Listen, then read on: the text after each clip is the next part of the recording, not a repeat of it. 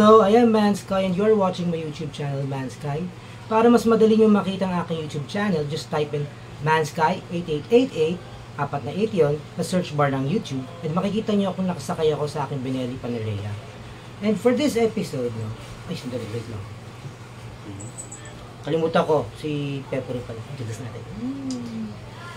Okay, so, for this episode, I would like to feature itong yung mga Converse shoes ko, ano. Last time, nung last vlog ko is, ang pinakita ko yung mga high-heeled na mga Converse ko. Meron pa akong dalawa dito, so gusto ko sila ipakita. Kasi ganda talaga ng mga shoes na to. Dahil Pepper.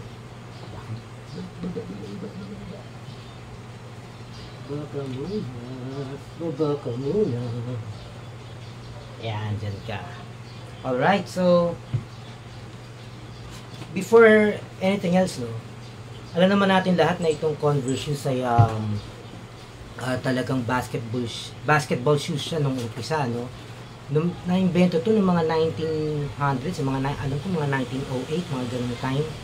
Tapos mga 1920s, pumasok pa si Chuck Taylor, isang basketball player, yun, nagreklamo siya na masakit na yung paa niya sa susunod ng basketball shoes. So, andun siya, kinuha siya ng Converse para i-improve yung technology. So, eventually, siya na rin naging ambassador, tapos pinopromote niya yung Converse brand, and, ayun, ginawa na siyang signature ng Converse, pinangalan na sa kanya yung certain na basketball shoes na to.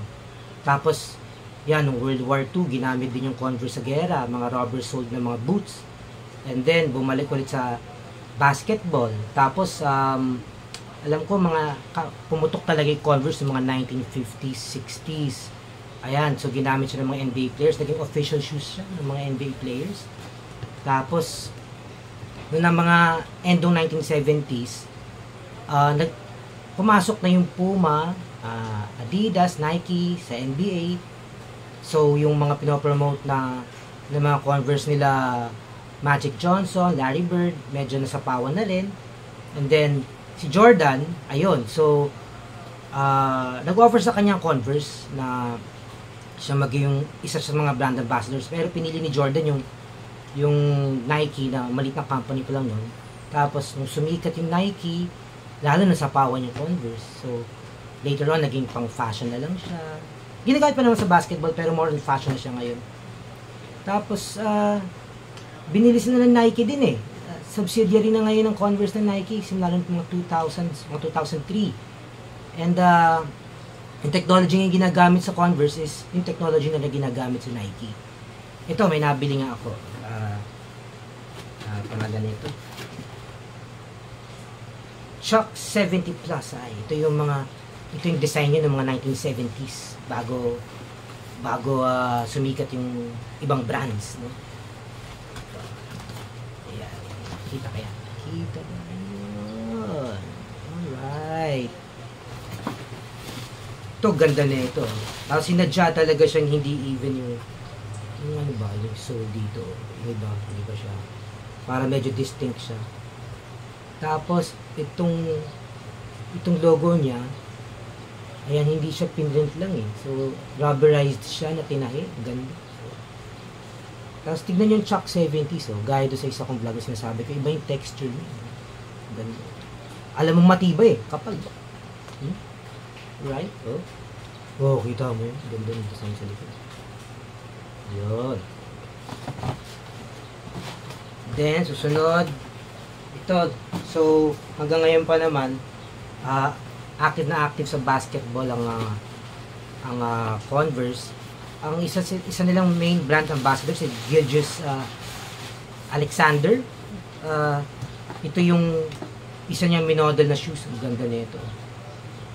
Meron siyang parang rubber dito na protrude, nakayakap dun sa harapan for more protection kasi nga basketball shoes siya. Ganda. Ha? Ganda, no? Yung logo niya, ibang klase naman siya, parang print out sa isang goma. Hindi yata goma to. Ayun, so ito, ganda pa yung tingnan. Maski hindi siya rubberized. Tapos, stretchable yung ano yung canvas. Ganda oh. Okay, so ipoporma natin to. Napakita ko sa inyo kung paano ko piniporma itong mga shoes na to. And,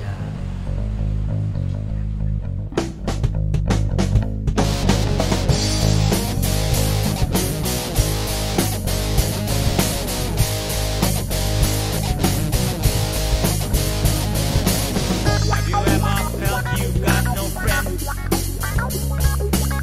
That the life you lead is about to end? Open your eyes and smell the truth. That your life is better than you thought it could. Never feel sorry that all is lost. A new day shall rise and within is you. And here inside this dark room of mine, a friend in need, I'm giving my time. Off-road, off-road, off-road, off-road, off-road, off-road, off-road, off-road. okay, so nakita niyo naman kung paano ko sinusuot yung mga Converse ko.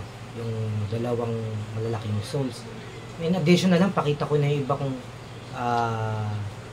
mga shoes na collect. Alam nyo, may pinibilan kasi akong Planet Sports ang pangalan na establishment dito sa Fairview Terraces, katapat ng SM Fairview.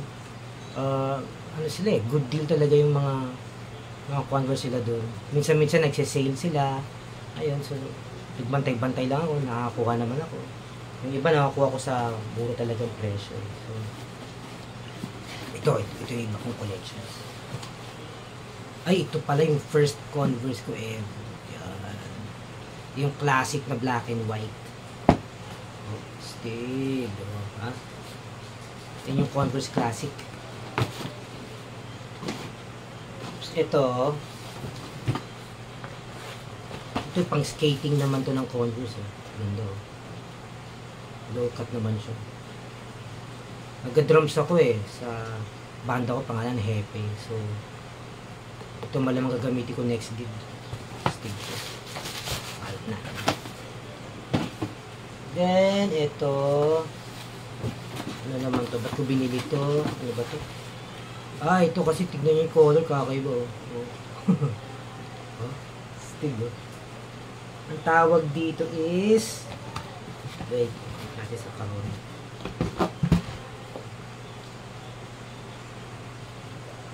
CX High. CX High. Yan.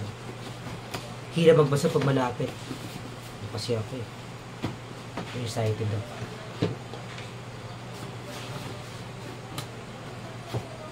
Ito, ganda rin. Itong brown nilang ito. Wow, panalo.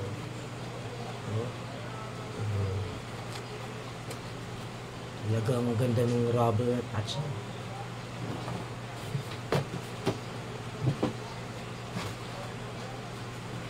Ito, napakita ko na sa last episode ko, yung parang tangke. Alright.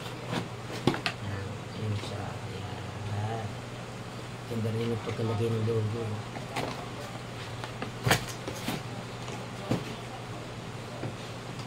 Ito, lala ko to. Ito yung blue naman na parang maong shoes. Ayoko yung normal na design kaya binibili ko yan. Yan yun, ganun.